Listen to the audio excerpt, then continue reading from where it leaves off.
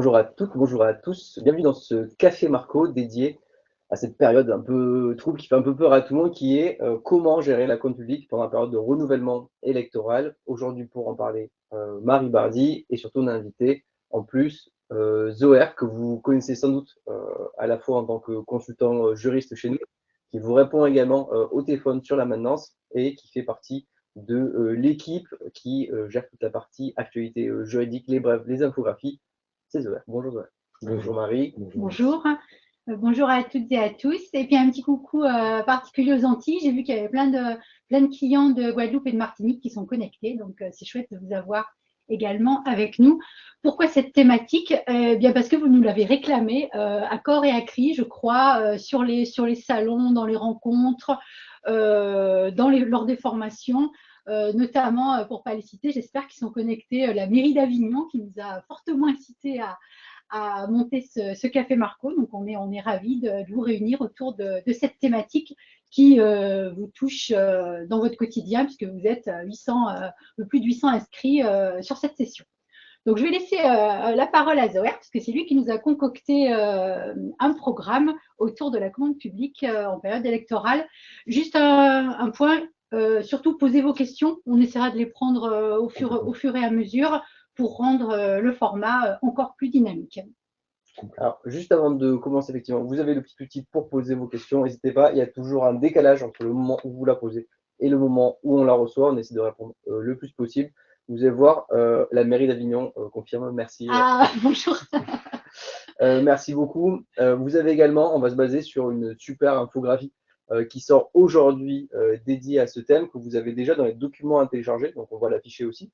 Mais vous pouvez déjà la télécharger de votre côté. On va pouvoir commencer. On est ensemble pour 30 minutes. Ça va passer vite. Format expresso. Mais déjà, Zoé va nous expliquer comment, en fait, il faut commencer par respirer un grand coup sur cette thématique. Complètement. Tout va bien. C'est exactement ça l'idée. Bonjour à tous, merci à tous les deux pour l'invitation. Bonjour à toutes les personnes qui nous regardent. Donc effectivement, ici, premier élément sur lequel on va développer un petit peu notre analyse, c'est tout simplement l'aspect, comment dire, cet aspect qui est un peu inquiétant sur cette période électorale, mais je vais tout de suite le désamorcer. On se met très à l'aise. L'idée, c'est évidemment de respirer un grand coup. Vous allez passer vos marchés en période préélectorale de la même manière que les marchés que vous passez tous les jours. Donc, la commande publique ne s'arrête pas en Exactement. période préélectorale. Exactement, tout à fait, Marie, tu le dis à juste titre.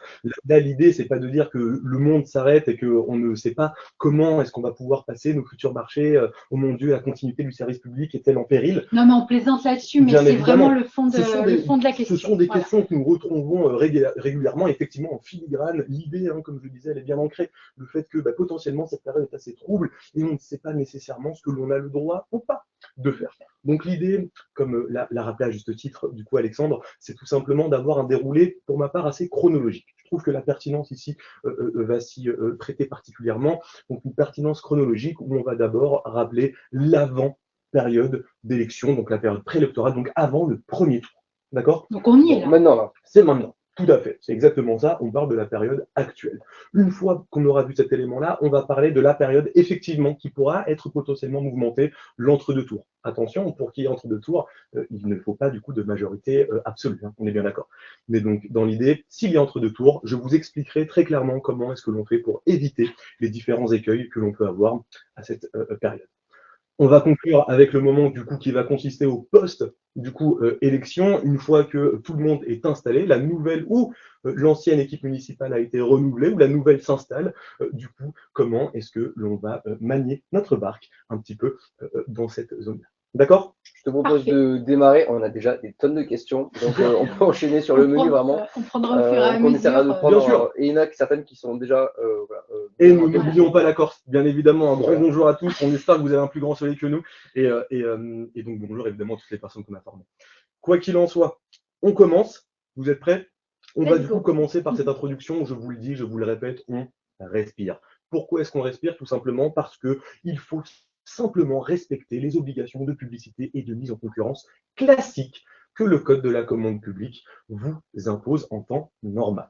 Ça veut donc dire respect des principes fondamentaux, des obligations de publicité et de la mise en concurrence.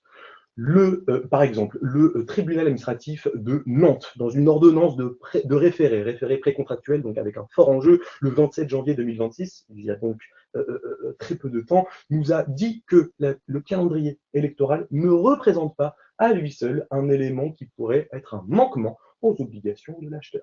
Donc le calendrier pris seul ne correspondra pas à une difficulté. D'accord? Ça, c'est pour l'aspect préélectoral. À juste titre, l'exemple que j'aime toujours donner, c'est que le code de la commande publique lui-même ne donne pas, d'accord, d'outils, d'éléments, n'a pas de partie dédiée à la période électorale. Ça non, c'est pas du tout abordé dans le code. Exactement. Donc, strict respect du code. Par contre, je vous ai dit que le code de la commande publique n'en parle pas, mais le code électoral, lui, va évidemment venir imposer et cadrer un petit peu cette période-là, notamment, notez pour les plus précis d'entre vous, l'article L52-1 du code électoral qui va imposer 2 éléments forts. Le premier élément, c'est la neutralité de la période électorale. Le deuxième élément, c'est l'interdiction de tout ce que l'on va appeler des marchés de propagande électorale. Vous n'avez pas le droit, pour ces marchés dits de propagande, le mot est fort, mais c'est justement pour marquer un petit peu les esprits. Pourquoi est-ce qu'on parle de propagande électorale? Vous ne pouvez pas utiliser vos marchés publics pour favoriser une liste par rapport à une autre. Ça, en pratique opérationnelle, ce n'est pas permis. Et sur l'aspect de neutralité, on va surtout parler de communication. La communication institutionnelle que vous allez faire sur cette période-là doit absolument être neutre. Dans la théorie, 6 mois avant les élections, dans la pratique des différentes décisions qu'on a pu lire en interne, notamment avec la cellule d'APSU que je salue, on va avoir évidemment plutôt des arrêts dans les 2 mois, d'accord, avant cette période-là.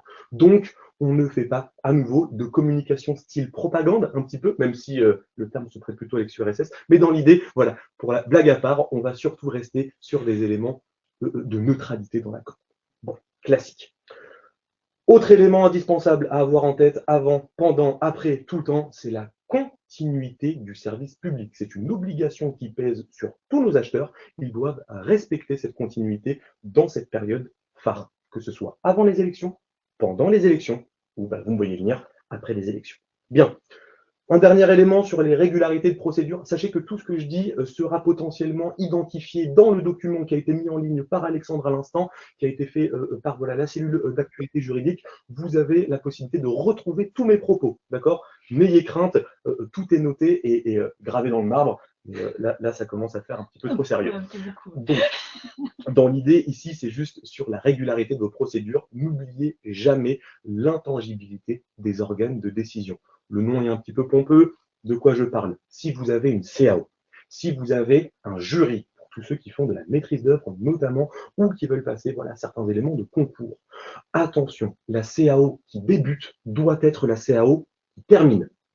C'est très important et on le verra juste après. Il y aura un enjeu fort sur les convocations de CAO ou de jury lorsque l'on va se retrouver dans l'entre-deux-tours. D'accord? Mais gardez ce principe en tête et les choses se passeront de la meilleure des manières. Bien.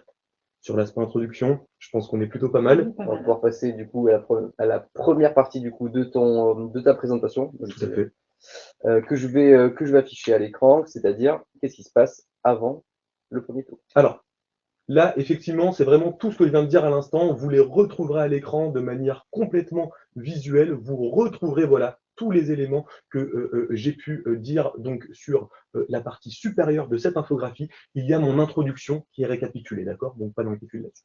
Sur la partie, du coup, avant du coup, le premier tour, je le répète un petit peu, je remartèle cet élément-là. Strict respect des obligations de pub et de mise en concurrence et des principes fondamentaux de la commande public. Parmi ces principes-là, selon moi, le principe phare, c'est l'égalité de traitement entre les candidats. Je conseille d'ailleurs à toutes les personnes que je forme de faire un élément d'imaginaire. Imaginez qu'au bout du nez, vous ayez une paire de lunettes qui représente le principe d'égalité de traitement. Toutes vos actions, tout ce que vous lisez, tout ce que vous écrivez, bref, tout ce que vous faites, se fait au travers de ce prisme. OK? Une fois qu'on a fait cela, on va tout simplement voir que sur du coup la convocation des éléments de CAO et de jury, il y a du coup un petit conseil qu'on vous donne. Ce conseil-là, il est tout simple. C'est que si vous pensez que vous n'avez pas le temps pour signer vos différents marchés, pour terminer vos procédures de passation avant le premier tour, si ce marché-là est un marché un petit peu d'envergure, un petit peu avec un enjeu fort, on vous conseille soit de l'anticiper, soit peut-être de le déclarer sans suite à ce moment-là et de le relancer plus tard. Pourquoi? Tout simplement parce qu'il y a un potentiel changement de l'équipe qui sera présente dans la CAO. N'oubliez pas que le code de la commande publique, j'ai noté l'article, dans l'article R 2162-24, il rappelle quoi le code de la commande publique? Que les membres de la CAO sont en partie des personnes, ou du jury, pardon, excusez-moi, sont en partie des personnes élues depuis la CAO. Donc on doit faire attention à cet élément-là. Bien, mis à part cet élément, il n'y aura pas de choses particulières à faire avant le premier tour, on est tranquille. Donc, alors, là, pour le coup, c'est la période qui nous concerne en ce moment. Tout à fait. On est dans les élections municipales, en tout cas, sont dans un mois. Oui. Qu'est-ce que je peux encore faire du coup maintenant? Est-ce que là, anticiper, c'est peut-être un peu tard? Effectivement. Alors là, ce que vous pouvez faire, c'est les passer de manière classique. Je le répète, avant le premier tour, on peut le faire de manière classique. Ce que vous pouvez faire, c'est juste ne pas trop tarder sur votre analyse des offres, par exemple. Je pense qu'Alexandre parle de cet élément-là. Ne tardez pas trop, allez jusqu'au bout des idées avant, si possible, le premier tour. Sachez que si, après le premier tour, c'est pas le cas, pas de panique, je vais vous présenter les différentes armes que vous avez. Mais dans l'idée, pour être très confort et limiter au maximum un éventuel risque d'annulation ou de déclaration sans suite par la suite, on vous conseille bien évidemment de, si vous avez la possibilité, terminer vos analyses et de déclarer les différents lauréats sur vos marchés avant le premier tour. Ça sera évidemment le plus protecteur. Bien. On passe à la suite? Absolument. Entre le premier et le deuxième tour, le fameux entre-deux tours. Cet entre-deux tours que l'on va voir partout, c'est là où il y a du coup les différents débats politiques, etc. Sur cet entre-deux tours, sachez que normalement, la compétence des différents organes, donc on pense au CAO, on pense au jury, cette compétence-là va être réduite. Elle sera réduite à quoi? Aux affaires courantes, aux éléments liés à la continuité de service public et aux différentes urgences que l'on pourra retrouver. C'est affiché à l'instant sur votre écran. Ici, comment est-ce que le juge va un petit peu contrôler ces éléments? Je vous ai mis quelques arrêts, notamment de cour administrative d'appel, une de Marseille, une de Lyon. Celle de Lyon va nous dire par exemple qu'en fonction du montant, on va essayer de regarder si c'était une affaire courante ou non. Et là, en l'occurrence, sur celle que je vous ai mis, on n'était pas loin du 1 million d'euros. Le juge a évidemment sanctionné la collectivité qui a tenté de dire, ça reste du bon sens, hein, ce n'est pas à 1 million d'euros une affaire courante. La collectivité, excusez-moi, a tenté, elle a échoué. Bon, c'est pas très grave. En attendant, on a aussi la la Cour administrative d'appel de Marseille qui nous dit, attention, si en termes d'objets, on se retrouve par exemple avec un marché en lien avec du spectacle. Là encore, ce n'est pas une affaire courante. Je vais vous donner un exemple. Je ne vous laisse pas comme ça. Bien évidemment, une affaire courante sera par exemple prestation de nettoyage de locaux. Le classique, ça sera aussi un achat de matériel de fourniture administrative. Là, c'est du courant et c'est tout ce qui sera lié à la continuité des services publics. Attention, du coup, on a aussi les urgences. Je vous ai mis des exemples pour de la sécurité, de l'hygiène publique. Là, même si ce n'est pas de l'affaire courante, on a le Conseil d'État avec un arrêt de 2013 qui nous dit vous pouvez quand même convoquer vos CAO dans l'entre-deux tours, ça marchera quand même. D'accord? Alors, comme j'ai pu vous le dire, cet élément-là est surtout lié à l'entre-deux tours. Je vous ai dit que c'était normalement, le terme est important, plutôt cantonné aux affaires courantes et continuité de service public. Mais dans l'idée, vous pouvez quand même tenter de convoquer vos CAO. Il y aura juste une conséquence sur l'après-second tour. La conséquence, elle est identifiée et identifiable très simplement. On a deux cas de figure. Soit ma CAO nouvelle correspond un peu au bord politique et donc au renouvellement, mais dans le même bord de l'équipe actuelle. Si c'est le cas, je pense que la CAO va sans trop de difficulté confirmer ce qui a été potentiellement effectué et produit pendant l'entre-deux tours. On ne peut pas l'anticiper, ça. Et ça, on ne peut pas l'anticiper et on vient évidemment, merci Marie, sur le deuxième cas qui est un peu plus délicat. Ce deuxième cas, c'est si jamais la CAO ne souhaite pas potentiellement accepter ce qui a été fait. Alors, comme je vous l'ai dit, ça sera affiché du coup sur l'infographie que vous retrouvez dans vos documents. Je le rappelle, je le répète, il y a toujours la possibilité dite de confirmation. Cette possibilité de confirmation, c'est que même une CAO d'un autre bord politique pourra dire ce marché-là est en fait un marché pertinent et je vais donc confirmer ce qui a été fait. On aura donc une nouvelle CAO et un nouveau conseil municipal qui vont accepter les marchés qui ont été signés. Très logique. Dans l'autre cas de figure, si la nouvelle commission ou le nouveau jury ne veut pas aller au bout de l'idée, il ne pourra pas, et c'est très rassurant pour tout le monde, arguer, utiliser la résiliation pour motif d'intérêt général. Ça ne marche pas. Il faudra justifier cet abandon et le juge est extrêmement, comment dire, extrêmement attentif, d'accord, à cette justification.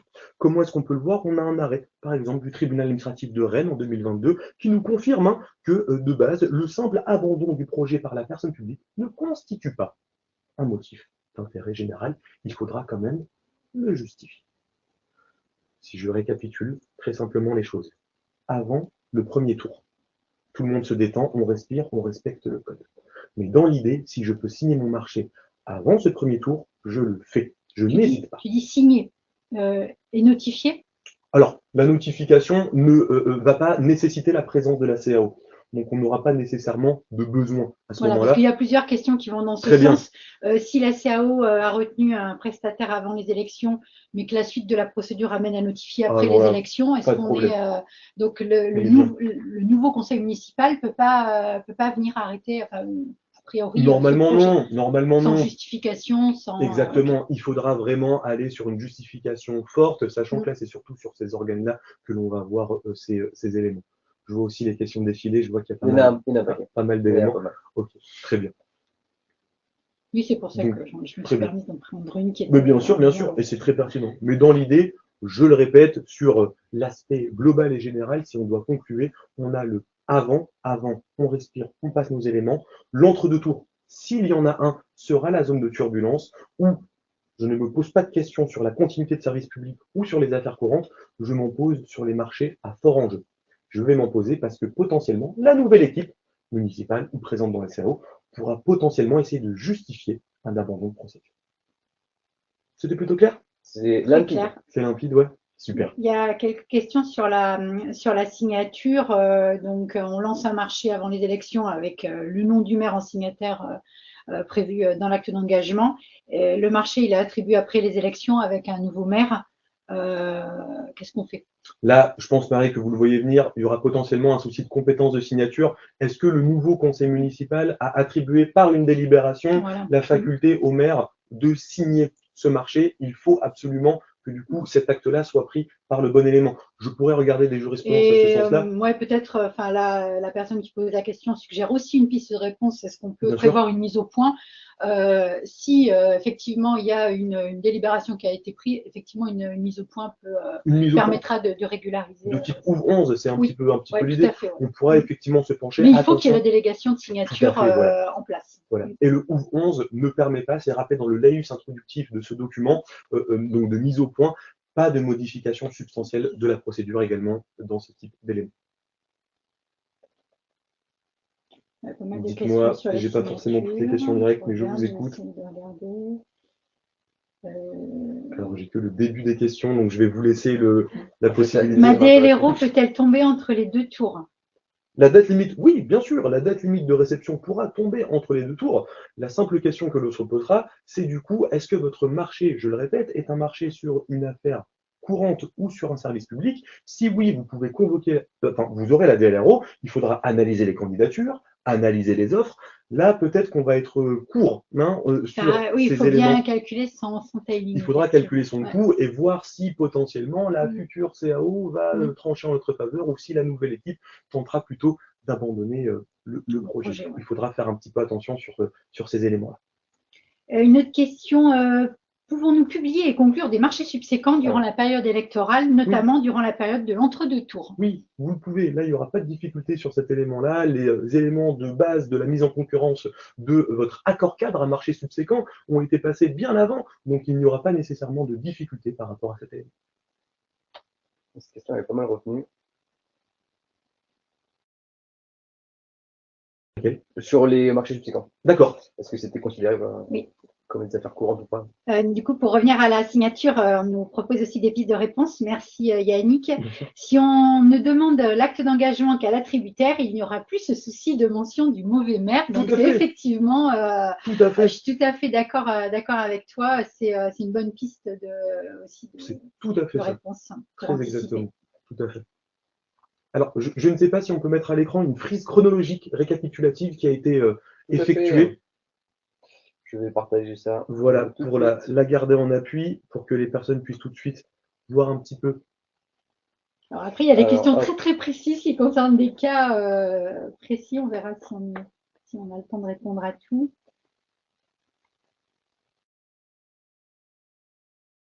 ça va aller. Très bien. Voilà, donc là, une petite frise chronologique qui vient récapituler un petit peu ce que vous pouvez faire et ne pas faire et à quel moment est-ce que vous pouvez potentiellement vous situer. Les moments où ce sera toujours OK, on l'a dit, hein, c'est du coup les 6 mois avant. Les moments où, attention, il y aura une réserve en lien avec la neutralité de la communication institutionnelle que l'on doit faire respecter du coup des 6 mois jusqu'au premier tour. Je le rappelle, contrôle du juge surtout 2 mois avant du coup cette CAO et ensuite ce premier tour, excusez-moi, et ensuite à partir du moment du premier tour, en principe c'est ok, vous pouvez convoquer tout le monde, vous pouvez faire vos marchés de manière classique. L'exception, c'est pas ok, excusez-moi, l'exception va surtout résider dans les affaires courantes et les urgences dites particulières. Affaires courantes à prendre évidemment en lien avec la continuité, je le répète à nouveau, du service public. On a des questions sur des procédures un peu longues, maîtrise d'œuvre notamment. Très bien. Imaginons qu'on ait commencé à passer une procédure de concours de maîtrise d'œuvre et donc là, les architectes travaillent sur leur projet. C'est juridiquement très fragile de déclarer le lauréat après les élections. Alors, juridiquement, il y aura toujours ce fameux risque de déclaration du lauréat. Je comprends hein, évidemment cette question-là parce oui, que c'est des procédures longues. Procédure longue, il y a beaucoup de travail qui a été mis en place. Vous demandez peut-être même un début d'esquisse à ce moment-là pour apporter des éléments de comparaison entre les différents candidats. Donc, je vois un petit peu la difficulté face à laquelle cette personne est confrontée.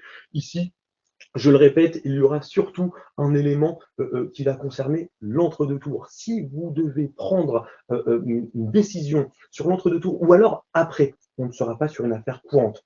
On est bien d'accord, oui. Un nouveau bâtiment dans votre collectivité, c'est pas de l'affaire courante. On aura donc potentiellement une convocation de CAO qui pourra être mise en péril après l'entre-deux tours. Attention, je le répète, si vous avez une nouvelle équipe municipale qui ne veut pas, par exemple, mener votre projet à terme.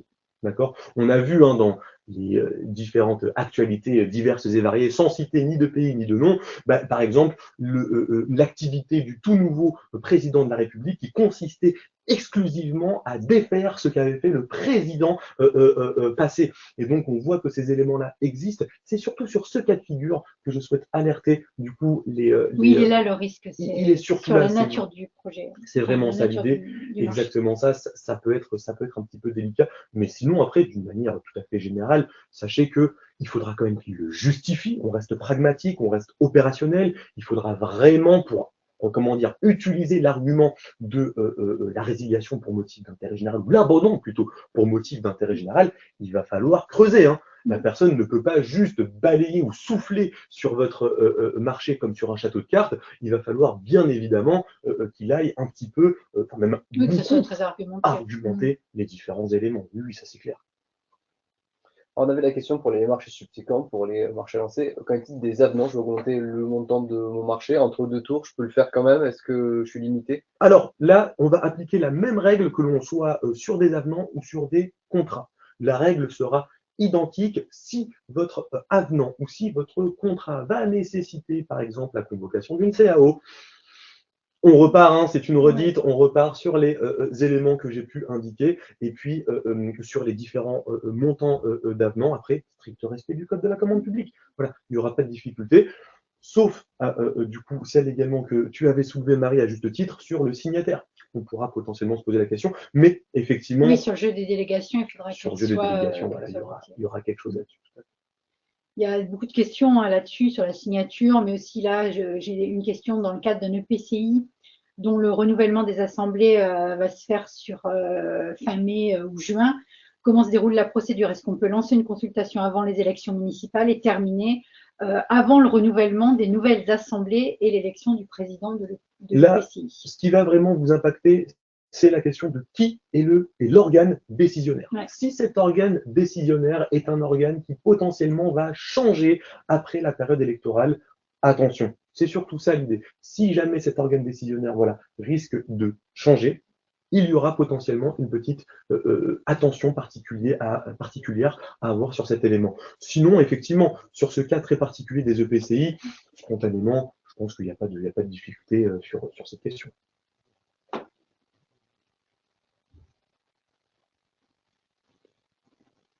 Si CAO entre deux tours, pour des affaires courantes, est-ce les mêmes élus? En gros, est-ce qu'on est obligé d'avoir les mêmes élus? Oui, ce seront les mêmes, car il n'y a pas encore eu la nouvelle équipe municipale, donc ce seront les mêmes, et j'ai effectivement mis dans l'infographie qu'on va vous communiquer des arrêts qui vous expliquent que, alors c'était notamment des arrêts de Conseil d'État, de cour administrative d'appel, la jurisprudence est vraiment constante à ce sujet, on a beaucoup d'arrêts, beaucoup d'éléments qui viennent apporter de l'appui sur le fait de dire, si vous convoquez pour de l'affaire courante ou de la continuité de service public, vous pouvez convoquer votre CAO classique dans l'entre-deux tours, ça ne posera pas de problème.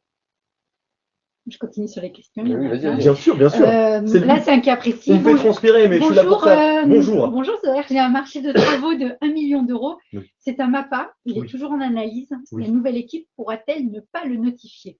La nouvelle équipe pourra-t-elle ne pas... Alors là, on a utilisé le terme notification, je vais quand même le mettre de côté. On va dire qu'il est en analyse, puisque c'est ça l'idée, c'est pour ça. Voilà. Le terme notification, je vais le mettre de côté, je vais m'attarder sur cette analyse. Cette analyse, je vais poser la question directement, la caméra est là, à cette dame, est-ce que vous pensez pouvoir terminer l'analyse avant le premier tour? Si vous pensez pouvoir terminer l'analyse avant le premier tour, alors le risque, il est inexistant. Vous êtes absolument tranquille. Pardon, excusez-moi.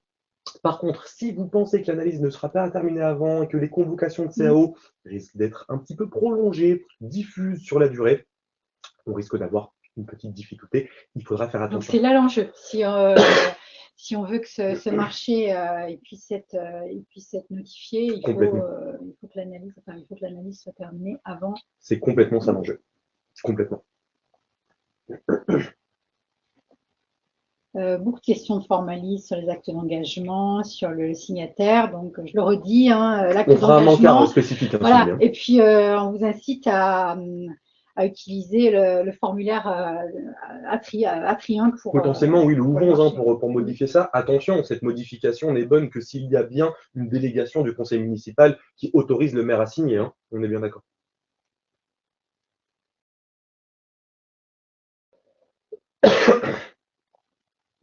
Avez-vous des exemples de types de marchés que l'on peut signer entre le premier tour et la désignation du nouveau président d'Interco?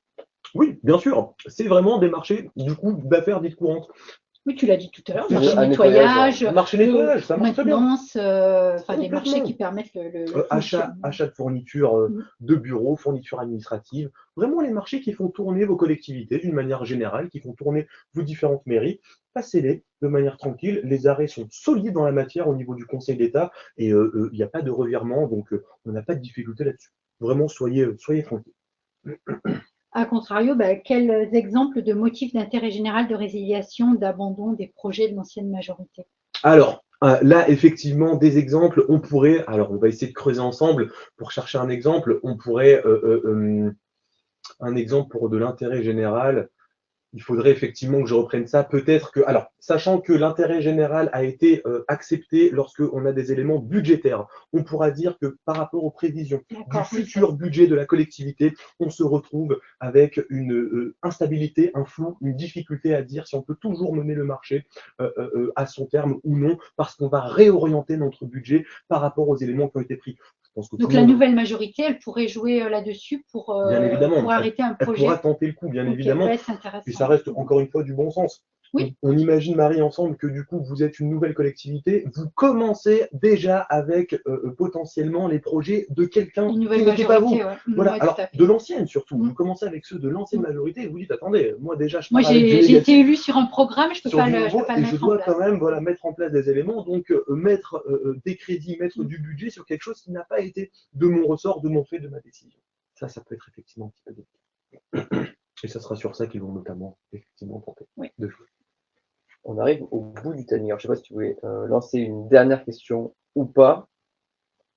Non, il y a plein de questions sur les CAO, normal. Bien sûr. En MAPA, il n'y a pas de CAO, ben, du coup, S'il n'y a pas de CAO, vous êtes tranquille. ouais, vous S'il y a êtes plutôt pas tranquille. d'organe, Après, ça sera toujours le signataire. Faites attention, bien sûr. faites attention au signataire. Et là, je vais juste ajouter une marché. petite précision. Si vous étiez en MAPA et que vous aviez mis l'équivalent d'une commission MAPA, donc petite Oui. CAO pour le MAPA, attention, ici, on va devoir aller jusqu'au bout de l'idée. Il y a des arrêts du Conseil d'État, hein, si on fait un parallélisme, qui nous disent la chose suivante.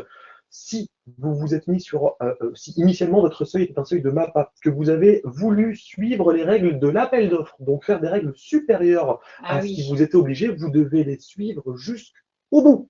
Et vous ne pourrez donc pas rétro-pédaler. Il faudra faire attention. C'est tout à votre honneur, mais du coup. Non, moi je ne vous incite pas à faire trop de formalisme pour des formalistes. Effectivement, en faire pour en faire, là, l'idée, c'est pas ça.